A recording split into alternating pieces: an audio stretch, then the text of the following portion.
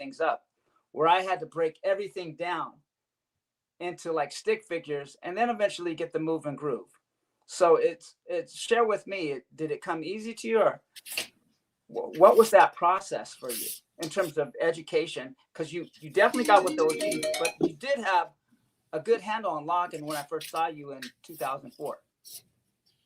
Yeah, I mean, again, it came to my teachers, right? Because my first teacher before I went to LA was Licorice Lloyd, and he had, he of the Fantastic Poppers, and he had learned locking, since he was a kid, since growing up. But he also spent time in New York and learned from a lot of heads. So and he had footage of the lockers as well. So he had passed that on to me, and he's the one that taught me that, like, yo, you have to respect that foundation where locking comes from. Go to LA if you can. So that was my base from the get-go, And yeah, I got to give it to him, because when you met me in 2004, that was where my foundation was at that point. Yeah. The thing I loved about your locking, though, Mark, is that I could see the lockers, I can see Chain Reaction, Ricky Rich, and also I could see some Caboose. So that's the thing is that seeing someone that has an understanding of multiple different interpretations of locking is really like something that I look for. And I know we said we wanted to keep away from negative political kind of stuff, but Kenny, is it just me? Am I an old hater? But you sometimes look at some of the lockers coming out, especially from overseas and even some here in the States, where you're like, I don't see any of the pre-mentioned locking. It's something. I want to be cool and be like, I'm open to different interpretations of locking. One lock is what I say. I love it all. Definitely want to encourage it. But there are some times where there's people with sort of basically no technique, no foundation in locking, and they're teaching locking. Am I the only one? No, you're not. Like all of us old heads, look, there's a PC culture that is going on right now, where when I was coming up, people would just call you garbage, and it was very mean. It wasn't nice. And I go home crying, like, I'm never going to mess with these guys again. And I'm right back in there because I loved it so much. But it's funny, because if people don't ask me, I don't teach, because there's been a big issue. It's more the popping and so on locking, but with the old heads that are very thirsty for students. You've had some issues where people say, hey, bring me out there, I'm an OG, and they accost you and yeah, they, I'm this and I'm that. And it's like, look, maybe everybody doesn't like what I do, but if people are interested in me and they want the smoke, then I'll tell them the truth. I have to be, one thing about Scrabble that I love is he's very mindful when he speaks. I've seen him lose a contest to one of his students, and I could clearly see, and I got frustrated because I could clearly see that Scrabble dominated that. And she was like, oh my God, you're my teacher. And his response was, you're amazing. Just the mindful and making people want to lock instead of getting turned off by a lot of old heads who are very thirsty for students. And they say, pick me, learn from me. If people want the smoke from me, then I'll tell them the truth. But I'm not going to go push myself on anybody. And I think like Bam Bam's that way. Richie's that way.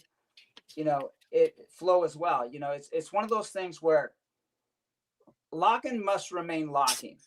And sometimes what I get frustrated with is there's this theology that you get to do whatever you want.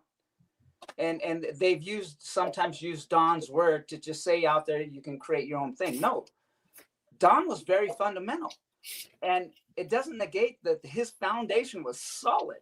His points were shot out with authority and power, and his locks were deep. So what he said and meant was that take what I do, then make it your own. Yeah. Tony Basil will say, you guys are doing what we do verbatim. Take those things and then, create your own style. And if you can do that, that's quite an accomplishment. Both you guys have done that. You look like the lockers, you look like the second generation, but you guys have your own thing, and that's quite an accomplishment.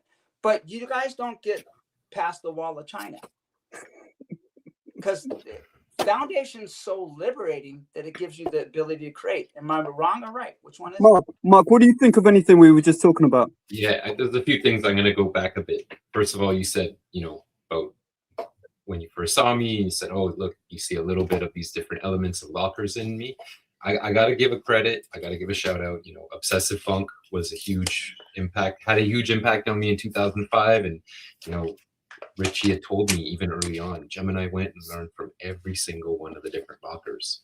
And you saw that kind of became who he was. And yes, I was like, man, I want to do that.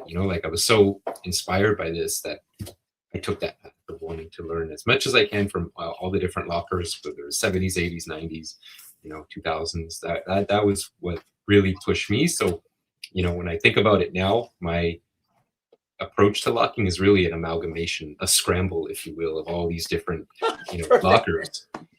So that's first. The second thing you were talking about, like challenges with the new generation, like I do got to give it up to Knuckleflex and the other dancer that rolled with him, because it's very rare that I've seen lately a lot of people from Europe actually going to LA to take time to study. Like that hasn't happened. And for me, I remember when I was actively learning and going, like all the army of lockers from France that would go down and compete, but also there to learn. That was huge. And I think lockers got better because of that time that they spent, not just doing a competition, but being in the circles, going to the parties, going to the jams. And really, when you think about it, is there a decline in that quality and that level?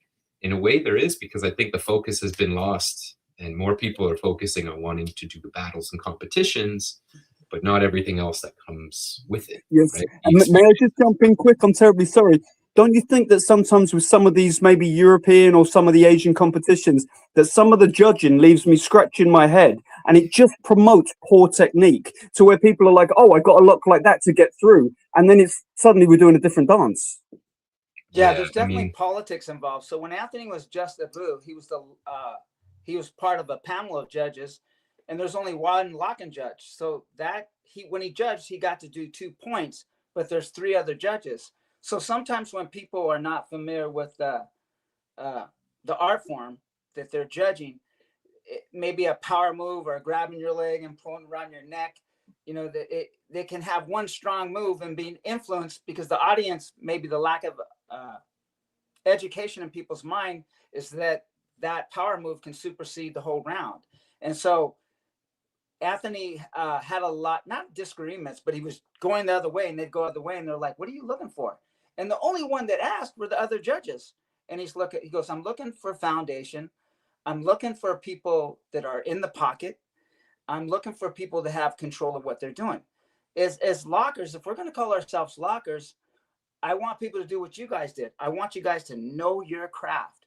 And you guys were so hungry and you were coming over in truckloads. And it wasn't just us you were talking to. You were trying to get this information to everybody. I don't know what happened to that.